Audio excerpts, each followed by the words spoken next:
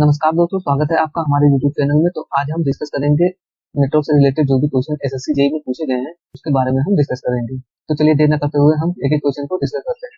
तो पहला क्वेश्चन क्या है कि a circuit component that opposes the change in circuit voltage. तो सर्किट कंपोनेंट, सर्किट में ऐसा कौन सा कंपोनेंट होता है जो सर्किट में वोल्टेज चेंज होता है उसको अपोज करता है।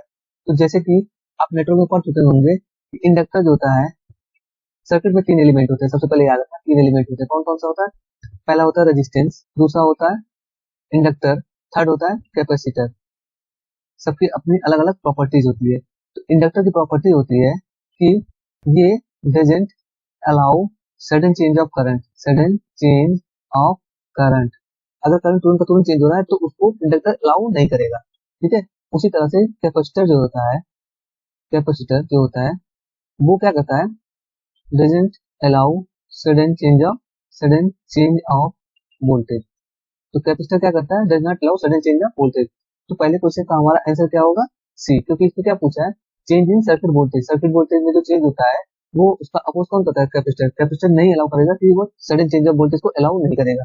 और एक चीज और ध्यान रखना, इंडक्टर जो होता है डीसी के केस में, डीसी सर्किट के केस में इंडक्टर जो होता है उसको शॉर्ट सर्किट हम लेते हैं और कैपेसिटर जो होता है ओपन सर्किट लेते हैं। याद रखना। लेट अस अज्यूम, मान लेते हैं कि कोई एक एग्जांपल है। जैसे मान लो कि कोई एग्जांपल लेते हैं, मान लो ये इंडक्टर है और एक रेजिस्टेंस लगा रखा है। उसके बाद से यहाँ पे हमें यहाँ डीसी सप्लाई मान लो 5 वोल्ट दे रखी है, रेजिस्टेंस की वैल्यू 2 ओम दे रखी है और इंडक्टर कुछ भी दिया हो 4 हेनरी। तो बोल रहा है कि इसमें करंट कितना फ्लो होगा। तो डीसी के केस में इंडक्टर जो होता है स्टेडी स्टेट केस में क्या होता है? शॉर्ट सर्किट होता है। तो इस सर्किट को हम चेंज करके सिंपल ऐसे बना देंगे। तो स्टेडी स्टेट में डीसी इंडक्टर जो होता है वो शॉर्ट सर्किट होता है। तो ये 5 वोल्ट हो जाएगा और ये 1 अब यहाँ पे हम करंट इजीली निकाल लेंगे। अगर यहीं पे कैपेसिटर दिया होगा तो क्या होता है? ओपन सर्किट होता है स्टेडी स्टेट कंडीशन। तो इस बात को याद रखना। इंडक्टर जो होता है डीसी के केस में स्टेडी स्टेट में क्या होता है? शॉर्ट सर्किट होता है और कैपेसिटर जो होता है स्टेडी स्टेट में ओपन सर्किट होता है। In case of DC supply, जब डीसी सप्लाई दी होगी तभी। ये पॉइंट जरूर याद रखना। तो सेकंड क्वेश्चन देखते हैं। सेकंड क्वेश्चन में क्या पूछा है? Two heaters rated 1000 watt and 250 volt each are connected in series across a 250 volt 50 hertz AC supply. The power drawn from the supply. तो हमको क्या निकालना है कि सप्लाई जो 220 वोल्ट सप्लाई दी है 50 हर्ट्ज का, उससे कितना पावर ड्रॉन हो रहा है, ये हमको निकालना है। पीडी निकालना है, मतलब पावर कितना डिलीवर हो रहा है या ड्रॉन हो रहा है। ठीक है।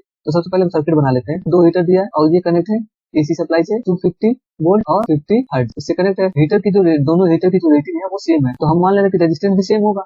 तो पहले हम रेजिस्टेंस निकाल लेते हैं। तो हम जानते हैं P equal to V into I और I इक्वल टू क्या होता है? V by R. तो यहाँ पर हम P equal to V, I की जगह क्या करते हैं? V by R. R equal to क्या हो जाएगा? V square by T। तो V स्क्वायर हमारा कितना है? हीटर की रेटिंग कितना है? 250 वोल्ट। यहाँ पर V स्क्वायर हो जाएगा 250 इंटू 250 डिवाइडेड बाई 1000। तो ये 250 कितना टाइम जाएगा? 4 टाइम। और इससे जब काटेंगे 2 2 जा 4 और ये जाएगा 125। तो R की वैल्यू जो आ जाएगा 62.5 ओम। तो हमारा जाएगा 62.5 और 62.5 ओम। तो यहाँ से हम अब इससे करंट की वैल्यू निकाल सकते हैं। आई इक्वल टू क्या जाएगा? V by R equivalent. तो 62.5 कितना जाएगा? 125। तो V की वैल्यू जाएगा 250 डिवाइडेड बाई 125। तो इसकी वैल्यू कितना जाएगा? 2 एम्पियर। याद रखना। अब हमें पावर ड्रॉन निकालना है, तो पावर ड्रॉन क्या होगा? V इंटू आई। तो पावर ड्रॉन क्या जाएगा? P जो ड्रॉन हो रहा है यानी P जो डिलीवर कर रहा है या P जो सप्लाई से निकल रहा है उसकी वैल्यू कितना आ जाएगा? Voltage into current. तो वोल्टेज 250 और करंट कितना है? 2 एम्पियर। तो इसकी वैल्यू कितना जाएगा? 500 वाट। तो इसका हमारा आंसर क्या जाएगा? 500 वाट। तो सी वाला हमारा आंसर करेक्ट। तो नेक्स्ट क्वेश्चन में क्या पूछा है? The ratio of resistance at 100 watt 220 volt lamp to that 100 watt 110 volt lamp. मतलब 100 वाट और 220 वाट का एक लैंप है और दूसरा लैंप जो है 100 वाट और 110 वोल्ट का लैंप है। अब इस लैंप का कुछ रेजिस्टेंस होगा। मान लेते हैं इस लैंप का रेजिस्टेंस कितना है? R1 और इस लैंप का रेजिस्टेंस कितना है? R2। तो ये बोल रहा है हमको क्या निकालना है? रेशियो निकालना है। R1 बाई R2 की वैल्यू हमें फाइंड करनी है। तो सबसे पहले हम यहाँ से पहला यहाँ से लेते हैं P1 equal to V square by R1, क्योंकि हमको पता है ओम्स लॉ के अकॉर्डिंग। तो हमारा R1 जो हो जाएगा वो क्या हो जाएगा? 220 इंटू 220 डिवाइडेड बाई 100। तो ये कैंसिल हो जाएगा। तो ये क्या हो जाएगा? 220 इंटू 220 R1 की वैल्यू। इसी तरह से P2 equal to V2 square by R2। तो यहाँ से R2 की वैल्यू जो आ जाएगी वो 110 इंटू 110 डिवाइडेड बाई 100। यहाँ से इसको कैंसिल कर देंगे तो इसकी वैल्यू आएगी 11 इंटू 11। R1 अपॉन R2 की वैल्यू जो आ जाएगी 22 इंटू 22 इंटू 11 इंटू 11। तो इसको काटेंगे 11 दूनी 22, इसको काटेंगे 11 दूनी 22। R1 बाई R2 का रेशियो जो आ जाएगा वो कितना आ जाएगा? 4। कितना आ रहा है? 2 इंटू 2 कितना जाएगा? 4। तो इसका हमारा ए वाला ऑप्शन करेक्ट है। फोर्थ क्वेश्चन देखते हैं। फोर्थ क्वेश्चन में क्या पूछा है? 3 resistance 5 ohm each are connected in star. मतलब 5 ओम का 3 रेजिस्टेंस है जो क्या स्टार में कनेक्ट है, कुछ इस तरह से स्टार में कनेक्टेड है। इसकी वैल्यू 5 ओम, 5 ओम और 5 ओम। अब इसको क्या कह रहा है, the value of equivalent delta resistance. अगर इसको हम डेल्टा में कनेक्ट कर दें, डेल्टा कुछ इस तरह से डेल्टा में कनेक्ट कर दें, तब इसके रेजिस्टेंस की वैल्यू क्या हो जाएगी। तो याद रखना आर स्टार में जो कनेक्शन होता है वो 3 टाइम होता है आर डेल्टा। तो डेल्टा में जो रेजिस्टेंस होता है वो 3 गुना होता है स्टार के रेजिस्टेंस से। तो स्टार में रेजिस्टेंस की वैल्यू कितना दिया, 5 ओम। तो इसी तरह से डेल्टा में हमारा क्या हो जाएगा, रेजिस्टेंस की वैल्यू 3 into 5 कितना 15 ओम। तो इस फॉर्मूले को कंपलसरी याद रखना, इस पे क्वेश्चन कई बार पूछे जाते हैं। याद रखना R delta equal to 3 time R star. हमारा आंसर कितना होगा, 15 ओम। जितने भी क्वेश्चन हम डिस्कस करते हैं वो एसएससी जेईई एग्जाम में पूछे गए हैं, तो आप उसको बड़े ध्यान से ही देखिएगा। नाउ फिफ्थ क्वेश्चन डिस्कस करते हैं। फिफ्थ क्वेश्चन में क्या पूछा है, match the items given list 1 और लिस्ट 2। लिस्ट 1 और लिस्ट 2 में आइटम दिए गए, तो लिस्ट 2 में क्या दिया गया है कि टेंपरेचर कोएफिशिएंट ऑफ रेजिस्टेंस, जो रेजिस्टेंस का टेंपरेचर कोएफिशिएंट है उसके आधार पर हमको चेक करना है और उसका मिलान करना है। तो एल्युमिनियम जो होता है उसका टेंपरेचर कोएफिशिएंट क्या होता है, एल्युमिनियम का जो टेंपरेचर कोएफिशिएंट जो होता है वो पॉजिटिव होता है। और मैग्नीन का जो टेंपरेचर कोएफिशिएंट जो होता है वो निगेटिव और स्मॉल होता है, निगेटिव स्मॉल होता है। और कार्बन का जो टेंपरेचर कोएफिशिएंट होता है वो क्या होता है, निगेटिव होता है। तो हमारा ऑप्शन क्या बनेगा, ए का पी, बी का सॉरी ए का क्यू, बी का पी और सी का R. Q P R, Q P R. तो हमारा option number 2 is right. Option number 2 हमारा क्या है, करेक्ट ऑप्शन। तो नेक्स्ट क्वेश्चन डिस्कस करते हैं। नेक्स्ट क्वेश्चन में क्या पूछा गया, the resistance of insulation is generally with temperature rise. तो कह रहा है कि जो इंसुलेशन होता है, इंसुलेशन का रेजिस्टेंस जो होता है वो जनरली क्या होता है, इंक्रीज होगा या डिक्रीज होगा अगर हमारा टेंपरेचर क्या हो बढ़ेगा। तो जैसा कि हमें पता है जो इंसुलेशन होता है, insulator and semi conductor, insulator और सेमी कंडक्टर का जो टेंपरेचर कोएफिशिएंट अल्फा जो होता है वो क्या होता है, नेगेटिव होता है। जबकि कंडक्टर का होता है, कंडक्टर का टेंपरेचर कोएफिशिएंट क्या होता है, अल्फा क्या होता है, पॉजिटिव होता है।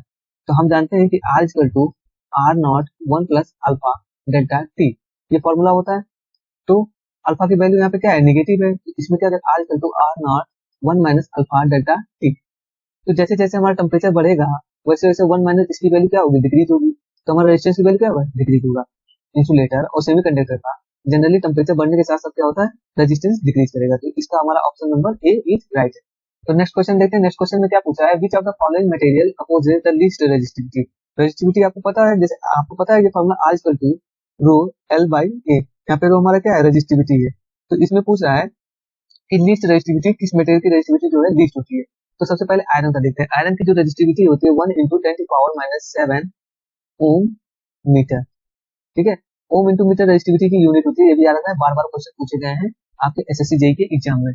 मैग्नीन की जो वैल्यू होती है 4.2 into 10⁻⁷ ओम मीटर। एल्युमिनियम की जो होती है, एल्युमिनियम की जो रेजिस्टिविटी है 2.8 into 10⁻⁶ ओम मीटर। जबकि कॉपर की वैल्यू जो होती है 1.7 into 10⁻�6 ओम मीटर। तो इस चारों ऑप्शन में आप देख रहे हैं कि कॉपर की रेजिस्टिविटी क्या है, लो है। तो हमसे लीस्ट रेजिस्टिविटी पूछा है, तो हमारी लीस्ट रेजिस्टिविटी किसकी होगी, कॉपर की। तो वैल्यू याद रखना, आयरन, मैग्नीन और एल्युमिनियम और कॉपर की बार बार आपके एसएससी जेईई के एग्जाम में पूछे गए हैं। तो इस वैल्यू को याद रखना आपको। नेक्स्ट क्वेश्चन देखते हैं। नेक्स्ट क्वेश्चन में क्या पूछा है, 10 microfarad and 20 microfarad capacitor are in series.